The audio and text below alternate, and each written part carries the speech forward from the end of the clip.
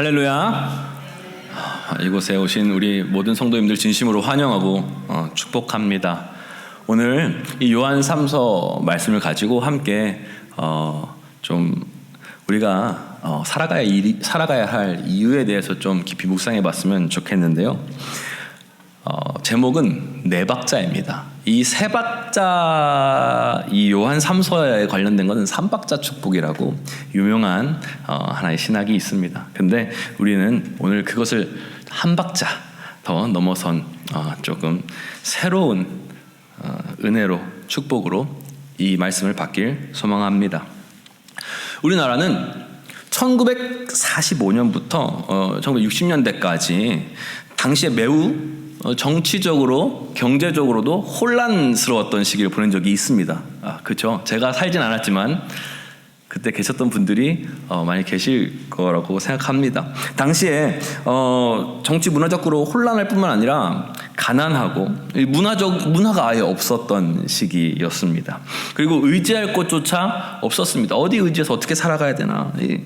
그런데 그런 시대에 60년대 초에 뭐가 일어납니까? 군사 정변이 일어나서 그 이후에 급격한 근대화가 일어나기 시작합니다. 그 근대화로 인하여 농가 밭에서 사람들은 좀 더 차가운 공장으로 일을 하러 이동을 합니다. 그렇게 외부로부터 들어온 익숙하지 않았던 이 시장 경쟁 체제 속에서 국민들은 세 가지 고통을 겪고 있었어요. 뭐냐면 마음이 불안해요. 마음이 불안하고 너무 불안하죠. 마음이 불안하고 경제적으로는 어떡합니까? 가난했어요. 경제적으로 가난하고 육체로 건강했습니까? 육체적으로는 매우 질병이 심한 그런 삼중고를 보내고 있던 시기였습니다. 그때 당시. 근데 그때 마침 그 시기에 어떤 목사님이 사역을 하셨느냐 하면은 이 서대문구에 조용기 목사님께서 천막교회를 개척하시고 사역을 시작했습니다. 그때 그 조용기 목사님이 이제 사역을 하면서 전도를 하시는데 어떤 한 아주머니가 계셔가지고 가서 이렇게 말했대요.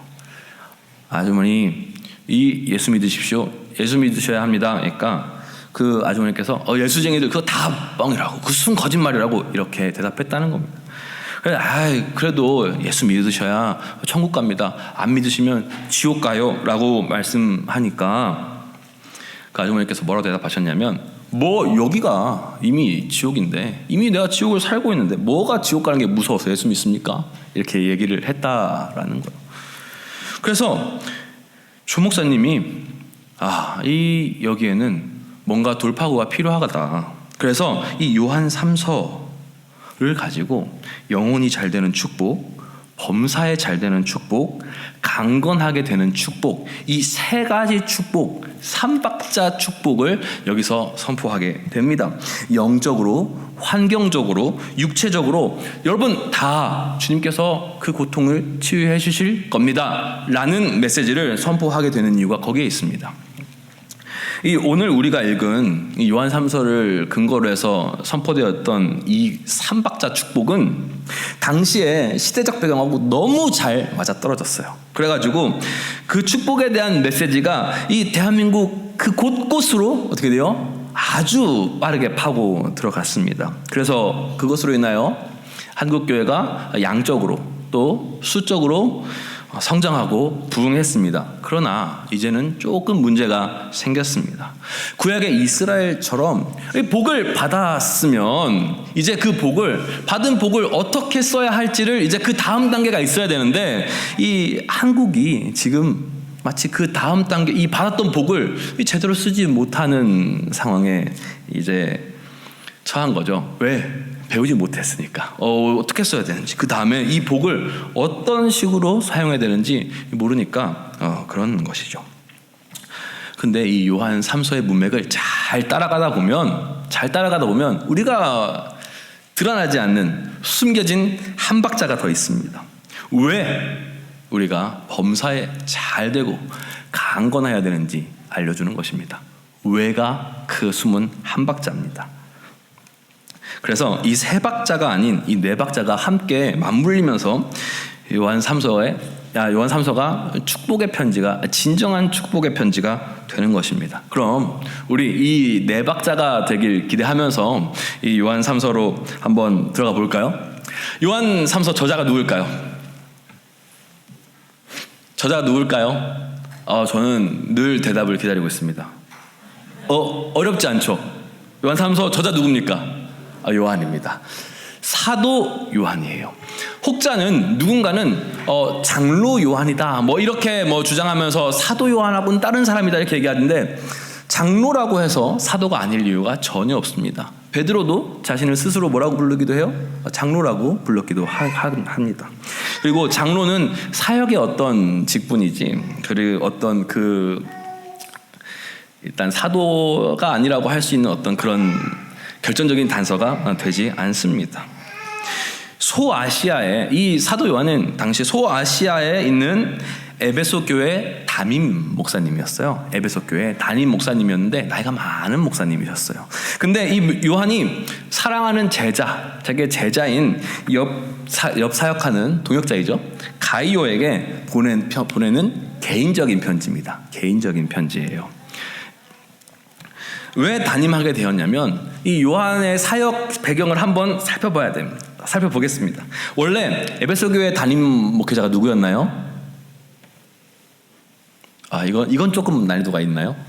원래 에베소 교회 담임하던 목사님은 디모데였습니다. 디모데가 담임하였는데, 이 디모데가 후에 사도 요한과 또 예수님의 어머니 마리아를 에베소로 이주시켜서 모셔옵니다. 그래서 모셔오니까 이 사도 요한이 거기에 집을 지어요. 이 마리아를 같이 함께 잘 지내고 모실 수 있는 집을 지어요. 그래서 요한이 마리아를 참 잘 모셨거든요. 그 십자가에서 예수님께서 부탁하셨던 얘기이기 때문에 아주 잘 감당했습니다. 예수님 말씀하신 건 다 지키려고 했어요, 요한은. 그래서 AD 421년 에베소 회의에 보면 요한이 이 집을 마리아를 위해 지어준 이야기가 나옵니다. 근데 이렇게 잘 디모데, 또 늙은 사도였던 요한, 그리고 예수님 어머니까지 잘 이렇게 소속해서 지내던 그 에베소 교회에 이 5월이 되면 에베소 지역에 뭐가 있냐? 아데미 축제가 있어요. 아데미 축제가 있는데, 아데미 축제가 뭡니까? 맞아요. 우상 숭배입니다. 그 보기에 좋아요, 안 좋아요? 그거 안 좋아요. 너무, 요즘 축제도 보기 안 좋은데 당시에 얼마나 더 안 좋았겠습니까? 그 축제 현장을 보고 이 젊은 사역자였던 디모데가 뜨거운 마음으로 거기에 설교를 강하게 하는 겁니다. 메시지를 강력하게 선포해요. 근데 어떻게 됩니까? 군중들이 화나서 돌로 디모데를 죽입니다. 그래서 그 이후에 사역자를 잃어버린 에베소 교회를 요한이 담임하게 됩니다. 그 교부였던 이제 이 제롬의 글에 따르면 이 요한이 나이가 많아서 설교를 길게 할 수가 없었어요. 설교를 이렇게 길게 할 수 없었어요. 우 목사님 건강하신 겁니다. 설교를 길게 할 수 없었어요, 요한이. 그래서 늘 뭐라고 설교했냐면, 사랑하는 자녀들아, 서로 사랑하자. 너희가 서로 사랑하라. 이렇게 하고 강단을 내려가는 겁니다. 굉장히 짧죠, 설교가. 근데 그 다음 주도 사랑하는 자녀들아, 서로 사랑하자. 너희가 서로 사랑하라. 그 다음 주도 계속 그렇게 요한이 설교를 하니까 성도들이 물어봤어요. 사도님, 왜 계속 똑같은 설교만 하십니까? 요즘 세대 같은 경우에는 목사님 연구 안 하신다고 막 뭐라고 했겠지만, 당시에는 사도시니까 그렇게 정중하게 물어봤던 것 같아요. 왜 맨날 그렇게 똑같은 설교만 하십니까? 그러니까 요한이 이렇게 대답했답니다. 사랑하는 것, 이것이 예수님의 명령이다. 그 한마디로 답했답니다. 그 예수님의 명령이라서 늘 교회한테 그 예수님의 명령을 기억하도록 전했던 것이죠. 뿐만 아니라 목회도 사랑으로 했어요. 목회도 아주 사랑을 가지고 했던 사역자입니다. 그렇게 사랑을 가지고 목회하던 때에 쓴 개인적인 편지가 바로 이 요한 3서였던 거예요.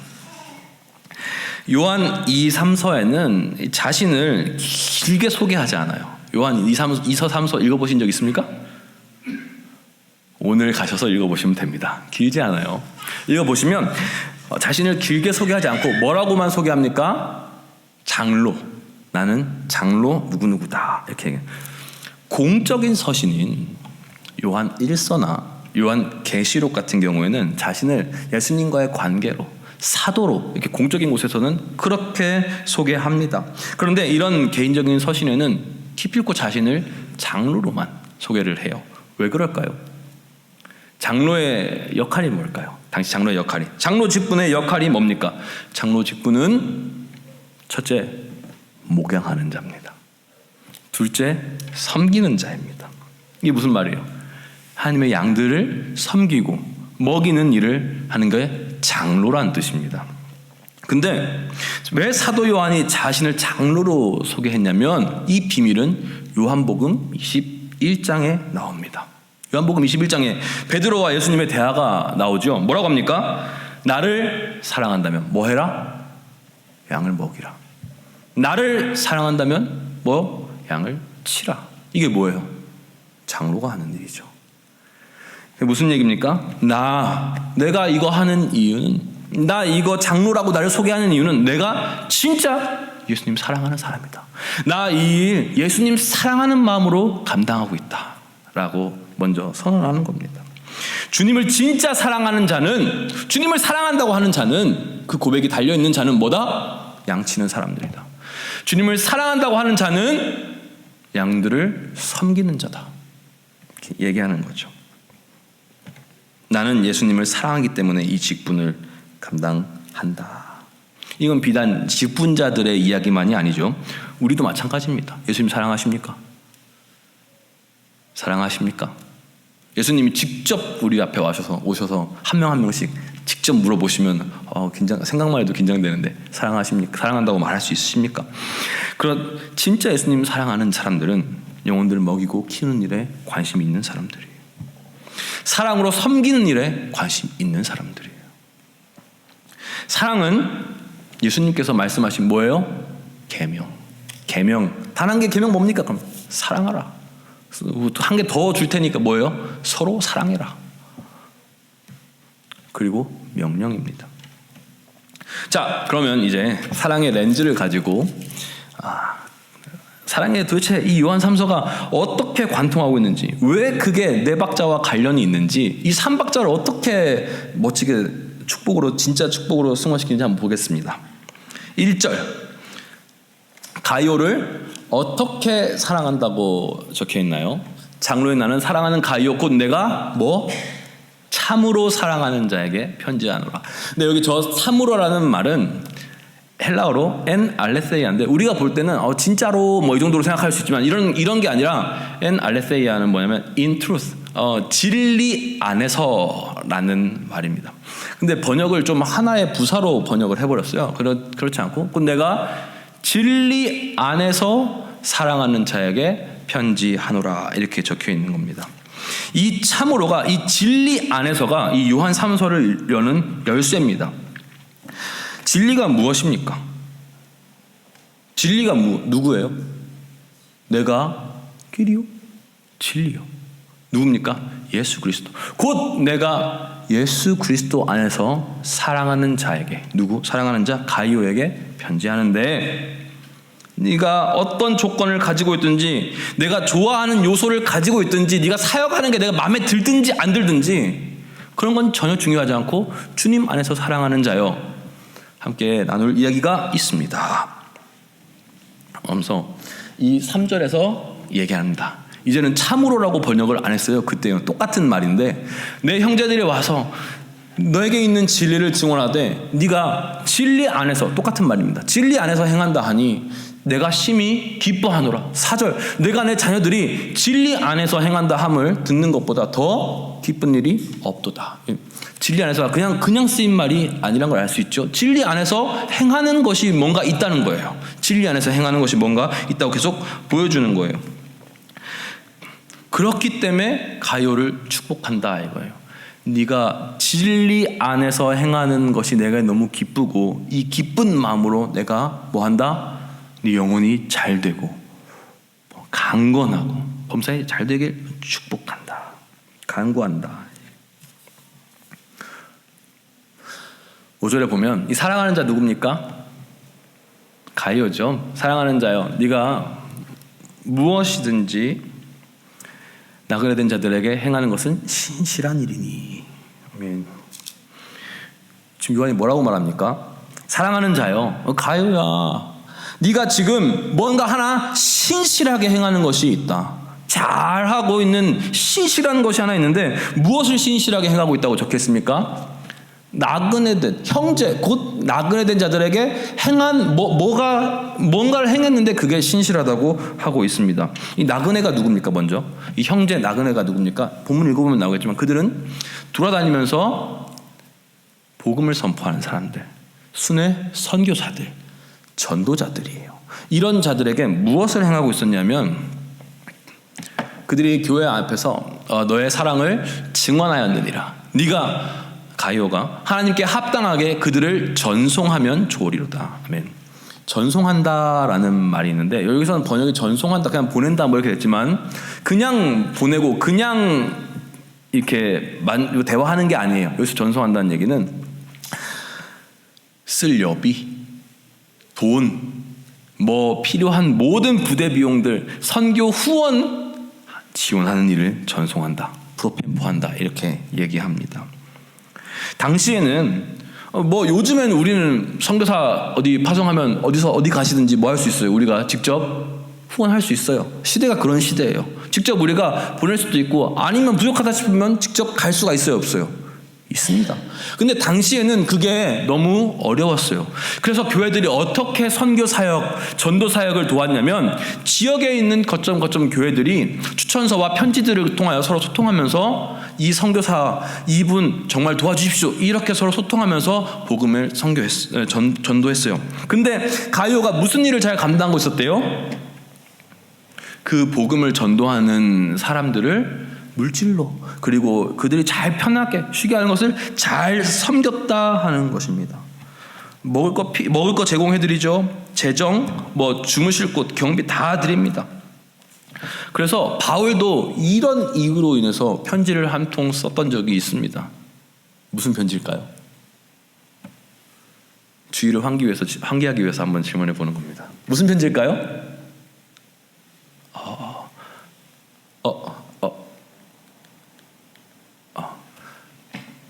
로마서입니다. 로마서를 썼어요. 우리 배웠죠. 바울이 최종적으로 또 가고 싶었던 선교지가 어디입니까? 수련회 때 우리 배웠죠. 어디요? 서바나. 스페인이죠. 저기 보면 스페인이라고 적혀있습니다. 근데 이제 서바나 지역으로 가기 위해선, 스페인으로 가기 위해선 중간에 큰 도시 하나를 거쳐요. 지금 어디입니까? 로마를 지나가야 됩니다. 그래서 이 로마에 들려서 이 로마 교회가 조금 재정적으로 탄탄하기도 하고 좀 한번 봐서 만나보기도 해야 되고 그들이 신앙생활 어떻게 하기도 참 궁금하기도 해서 예루살렘에서 일루리곤, 유고슬라비아까지 복음을 편만하게 전한 뒤에 바울이 편지를 씁니다. 나 선교하려고 가는데 이방 선교인데 동참하시겠습니까? 우리가 서로 생각하는 바가 이렇게 같은데 한번 동참해 보시겠습니까? 내가 선교하는 일에 여러분들 한번 여러분들의 어떤 그런 것들을 좀 후원해 주시겠습니까? 도울 수 있겠습니까? 로마서가 단순히 교리로만 머무르고 이해되는 것이 아니라 사실 바울은 좀 더 실질적인 이유로 이 로마서를 로마 교회에 보냈습니다. 물론 이거는 후원으로 이어지지는 못했죠.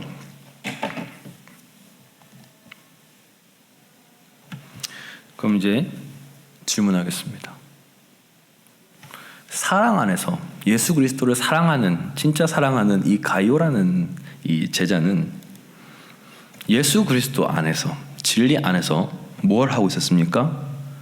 복음 전파를 위해서 오고 가는 선교사들, 전도자들을 잘 섬기고 있던 사람입니다.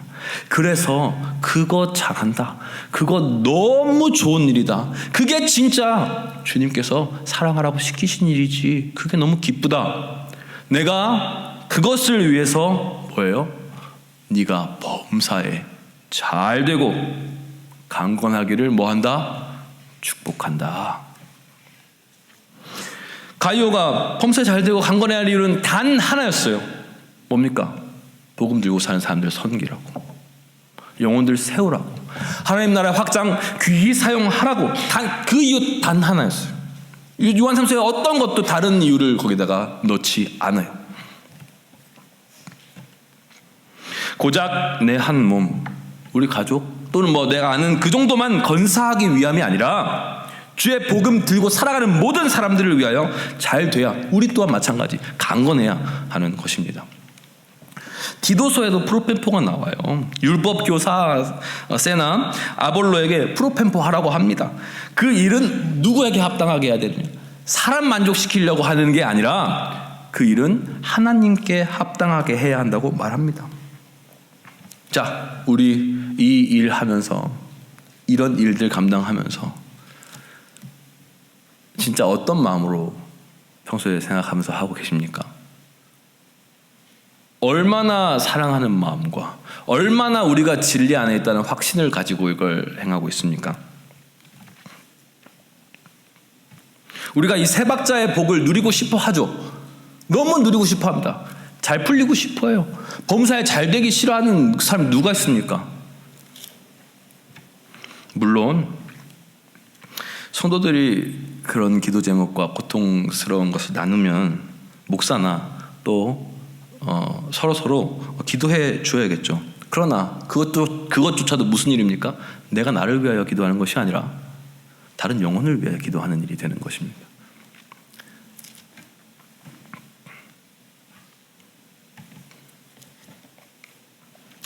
근데 이 잘 좋은 얘기만 하는 것 같던 요한 3서에 한 가지 문제가 9절에서 드러납니다. 9절에 뭐라고 적혔냐면, 내가 두어 자를 교회에 썼으나, 이미 좀 몇 번 썼대요. 몇 번 내가 훈계했으나 으뜸되기를 좋아하는 디오드레베라는 사람이 우리를 맞이하지 아니하니. 무슨 말이에요? 뭔가 순회 선교하는 사람들을 잘 대해줬다는 얘기예요? 못 대해줬다는 얘기예요? 잘 안 대해줬어요. 여기저기 복음 증거하는 사람들, 복음 위해서 열심히 그 인생 다 바쳐서 열심히 사역하는 사람들을 잘 도왔대요? 안 도왔대요? 잘 맞이하지 않았어요. 이거 뒤에 보면 더 자세하게 나옵니다. 읽었죠? 섬기는 사람들을 다 내쫓았다고요. 그가 하는 일이 심상치 않아요. 그 이유가 뭡니까? 으뜸되길 좋아해서, 자기가 더 그 이외에 좀 이름을 세우고 좀 이 목회하면서 사역하면서 큰 사역, 큰 목회, 멋진 일, 좋은 일 가면서 자기가 으뜸되고 자기가 그 영광을 가로채기 위해서 다른 사람들이 그걸 후원받고 그 일을 위하여 후원받고 지원받고 그들의 사역이 소개받고 그들이 위로받는 것을 원치 않았던 거예요.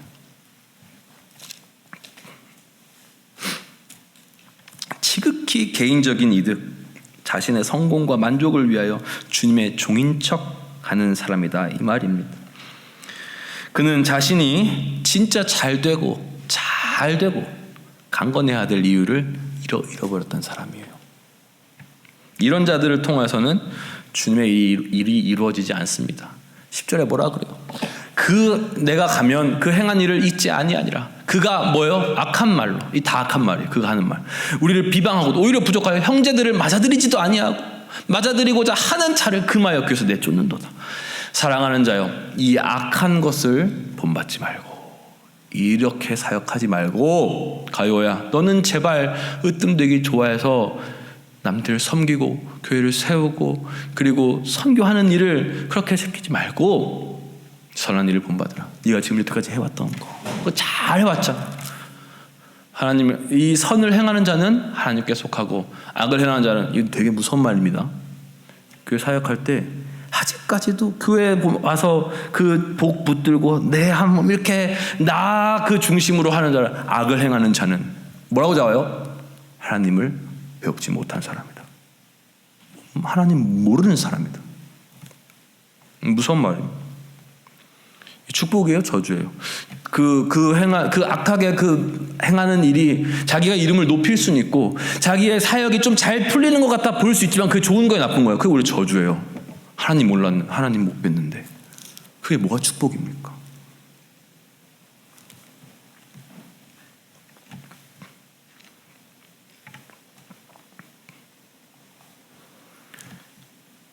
정리하면 요한 3서에서 주 예수 그리스도를 사랑하는 사람이 삼박자의 복을 누려야 될 진짜 중요한 이유가 오늘 우리가 읽은 중요한 이유를 오늘 우리가 읽은 것입니다. 이거 없으면 축복이 저주가 됩니다. 명심하십시오. 이거 없으면 잘 풀려도 지옥입니다. 그 끝에 하나님을 뵙지 못하는 거예요. 네 박자 기억하십시오. 세 박자를 구하다가도 내가 왜 생각하시기 바랍니다.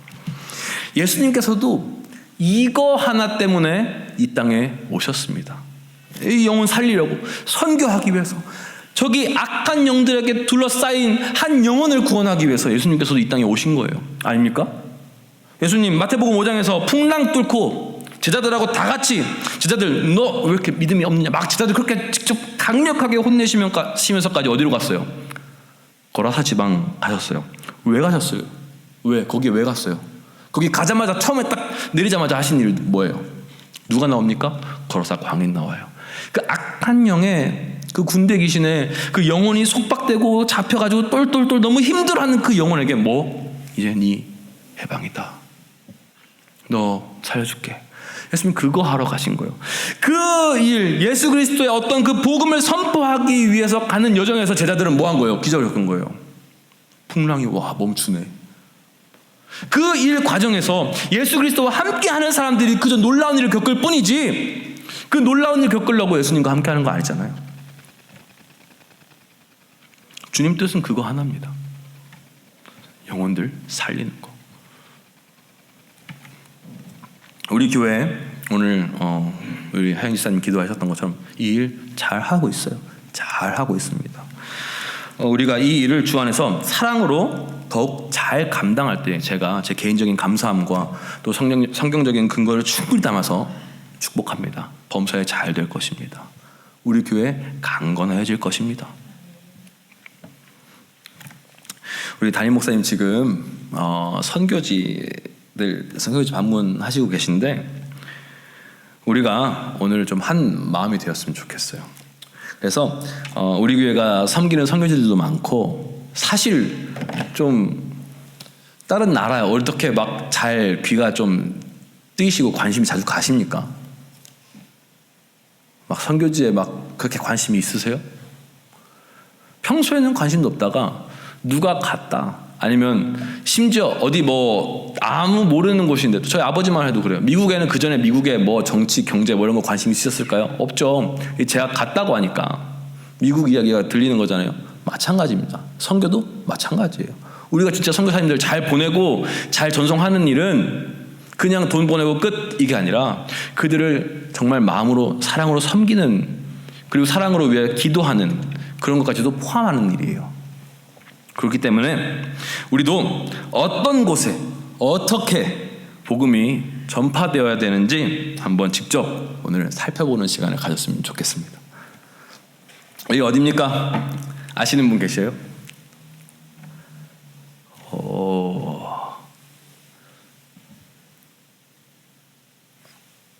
나라 이름은 나오는데 어떤 지역이라고 명하는지는 잘 모르겠죠. 인도차이나 반도라고 부릅니다. 괜찮아요. 인도차이나 반도 지역입니다.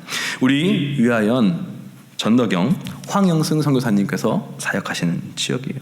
특히 캄보디아는 그 선교사님께서 오셔서 말씀하신 대로 나라의 정치와 경제, 이런 정권 정치 싸움으로 막 이렇게 하면서 이 신분상의 문제가 해결되지 않아가지고 쫓겨났다가 그 어느 곳에서도 받아주지 않아서 저 경계 지역에서 막 머무르면서 간신히 지내고 있는 그 힘든 이웃들을 이야기를 들었습니다. 이 지역에서는 정말 많은 선교사님들이 가 있죠. 성경 번역, 미디어 사역 등 다양한 선교 활동이 이루어지고 있는데 좀 더 올라가서 보면 미얀마, 여기 태국 위쪽에 치앙마이, 저기 라오스 위쪽에 저기 저 큰 동그라미로 보이신 거 표시된 거 보이십니까? 저 지역을 이렇게 역삼각형으로 엮으면 이 부분을 골든 트라이앵글이라고 지어요. 근데 제가 몇 년 전에 한번 했을 때는 골든 트라이앵글 지역이 이제 좀 덜 좀 범죄들이 일어난 지역인가 해서 한번 봤더니 더 심각해졌더라고요. 많은 선교사님들이 여기서 우리 후원하는 많은 선교사님들이 사역하시는데, 특히 골든 트라이앵글 같은 지역은 미얀마 쪽 골든 트라이앵글은 2023년 11월 24일에 여행 금지 지역이 됐어요. 너무 위험해서. 2023년 얼마 안 됐어요. 그리고 이 라오스 쪽 골든 트라이앵글은 2024년 2월 1일에 여행 금지 지역이 됐어요. 너무 위험해서. 저게 뭐 어떤 마약, 취업 사기, 한국 청년들 다 끌려갔죠. 취업 사기, 막 감금, 인신매매, 보이스피싱, 투자 사기, 이런 초국가적인 범죄가 저 지역에서 다 일어나고 있어요. 우리 한창 그 뜨거웠던 지역도 저길 본거지로 살고 있어요. 이렇게 악이 가득한 곳에 뭐가 필요합니까? 복음이 필요해요. 근데 가기 쉽습니까? 어렵습니까? 어려워요. 무서운 곳이에요. 근데 용기 내서 저 지역에 계시는 분들을 정말로 사랑으로 잘 섬겨야 됩니다. 대부분 우리가 지금 저기 선교하시는 분들 많이 아는 것도 참 다행이에요. 여러 방면으로 우리가 후원하고 기도할 일이 있으면 전심으로 도왔으면 좋겠습니다.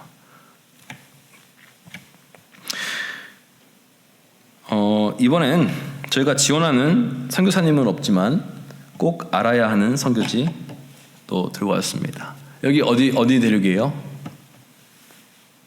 괜찮습니다. 우리 다들 다 똑똑하신 분들인 거 알아요. 다 이거 어딘지 다 아시는데 말씀 안 하요. 조용하신 거.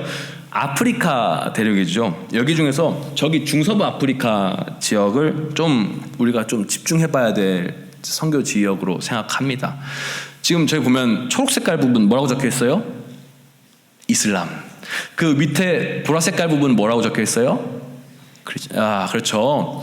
남쪽은 기독교가 대부분이고 북쪽은 이슬람이 대부분인 지역이 아프리카가 그래요. 저거 지금 나무위키에서 다 가져왔습니다. 제 출처를 밝히지 않으면 혹시 유튜브가 어떻게 될까봐 그 나무위키에서 다 가져왔어요. 인터넷에서 검색하면 처음에 나오는 사진들로 다 채웠습니다. 근데 이 북쪽은 사실 이렇게 보면 이 기독교 굉장히 힘이 있는데 왜 이제 뭐 저기 선교지 뭐 어떤 게 필요한 거지? 라고 생각할 수 있는데, 저기 남쪽에 있는 기독교 국가들은 기독교라고 하기도 좀 그래요. 힘이 많이 없습니다. 한 가정에서도 뭐 기독교 뭐 무슨 여러 가지 토속 종교 막 이런 종교들이 막 이렇게 섞여 있기도 하고 제대로 된 사역자들도 별로 없을 뿐더러 이제 막 그게 지도받고 성장하기가 쉽지 않은 곳이에요. 그에 비해서 저 북쪽 이슬람 지역은 절대 다수가 강경 이스라엘파예요. 그리고 2009년 이후부터 카다피 독재자 카다피가 어떤 비전을 선포했어요? 전 아프리카를 이슬람으로, 이런 슬로건을 했단 말이에요. 그래서 이슬람 지역들은 계속 뭘 하고 싶어요? 남하하고 싶어요. 근데 지금 저 기독교 국가들이 그 복음으로 굳건하게 버틸 버틸 수 있는 그게 있습니까? 지금 그런 건 약해요. 그래서 저기 경계 지역, 중부, 저 경계, 초록색과 보라색이 만나는 저 지역, 중서부 아프리카에 선교사가 많이 필요해요. 근데 제가 찾아보니까 지금 열심히 인터넷에서 어제 찾아봤는데 저기 사역하시는 선교사님이 저기 굉장히 넓은 땅이거든요. 110명, 120명 이렇게 내외, 114명 논문들 좀 뒤져봤거든요. 그 정도 되시더라고요. 근데 다른 아시아 지역에는 그보다 훨씬 많은 몇 배 이상이 되는 선교사님들 가는데 저기 선교사님들이 잘 안 가요. GMS에서도 막 모집해요. 자, 아프리카 가실 분들 모집합니다. 이러면 지원하는 사람이 없습니다. 왜요? 에볼라 이런 바이러스 너무 무섭잖아요.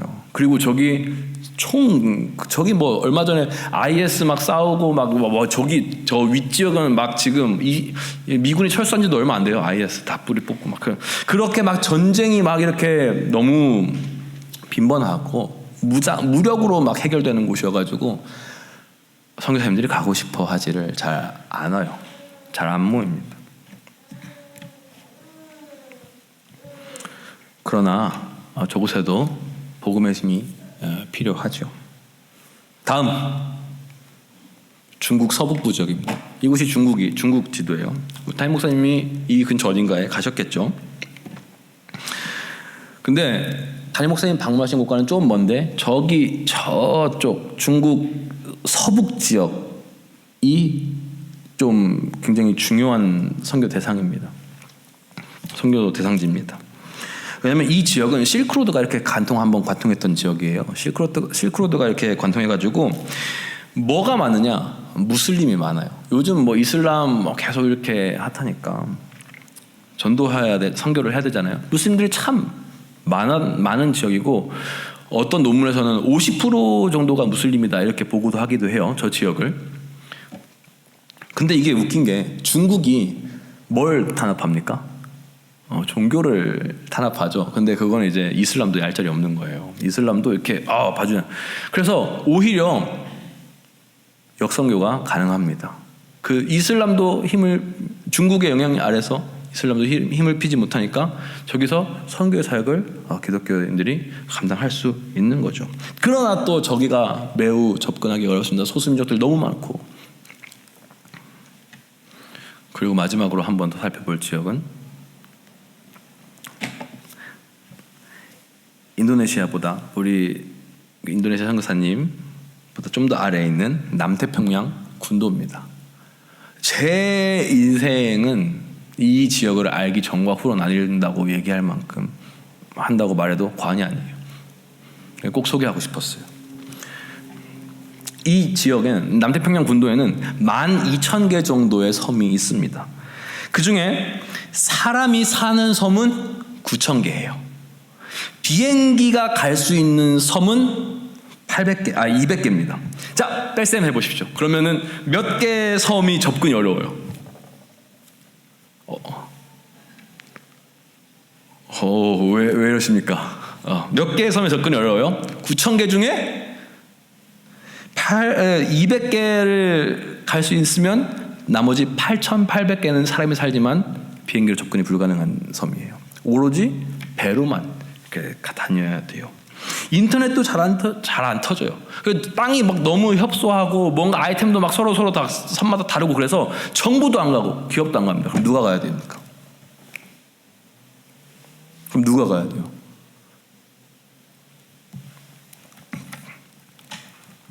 복음 든 사람들 가야죠. 우리는 여기 큰 휴양지들만 압니다. 뭐 피지 이런 모르시는 분은 없죠.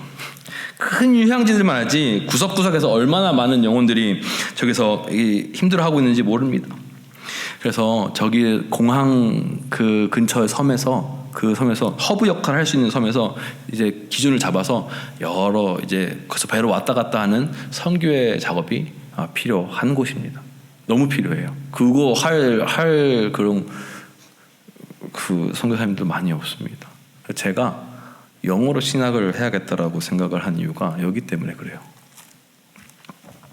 뭘 들었냐면 이 외지고 이 힘든 지역에 선교가 힘든 지역에 은혜로 교회 아십니까? 신옥주 목사도 아니죠. 교주라고 표현해요. 2단이니까 은혜로 교회라는 2단이 피지의 한 섬에 성도 400명을 이주시켜가지고 거기에 센터를 짓고 선교를 해요. 2단이.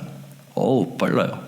그리고 저기 피지에서는 전 나라 전체의 1%가 그 GDP의 1%나 해당하는 그 장사를 할 정도로 큰 대기업이 됩니다. 그리고 선교를 해요. 근데 이렇게 여러 가지 최근에 쫓겨나고 추방되고 한국에서는 징역을 받았죠. 그래서 지금 기독교 사역이나 선교나 한국 교회에 대한 이미지가 아주 그냥 바닥으로 떨어졌어요.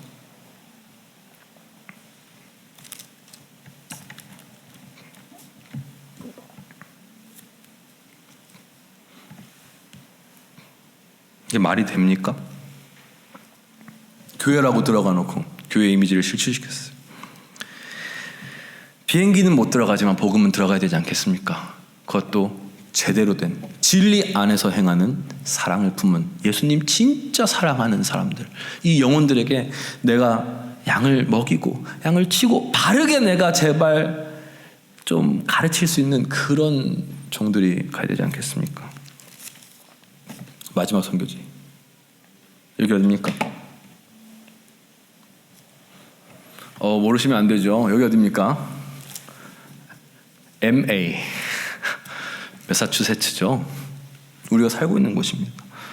복음 전파 먼 곳에서만 이루어져야 됩니까? 진짜 근본적인 질문입니다. 먼 곳에서만 이루어져야 됩니까? 우리 이웃들 가깝고도 먼 사이 아닙니까?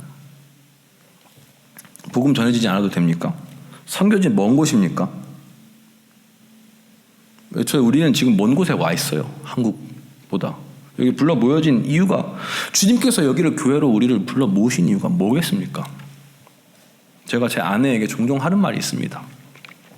제가 제 마음을 위로하는 말이나 좀 듣고 싶은 말, 따뜻한 말 이런 걸 기대할 때가 있는데, 그게 그 부부 사이에 쉽습니까?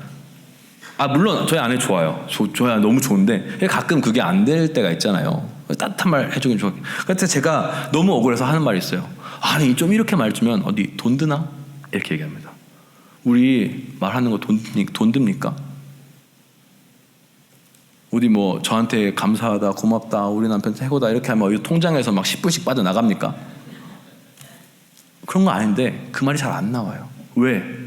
그 돈보다 더 우리는 맨날 돈 문제 하지만 그것보다 더 중요한 문제가 마음에 있어요. 그 기분, 그 마음, 자존심. 그게 돈을 넘어서요. 시공간을 넘어서는 게 그 중심이에요. 선교할 때 돈 얘기 제발 하지 마십시오. 옆에 있는 사람한테 복음 전하는 거, 우리 진짜 선생님들 참 감사한데 어디 이렇게 좀 알리려고 하는 거 돈 듭니까? 돈 안 드는 일도 제대로 막 못했으면서 진짜 돈 들어가는 일에는 진짜 제대로 그 마음을 쏠 수 있습니까?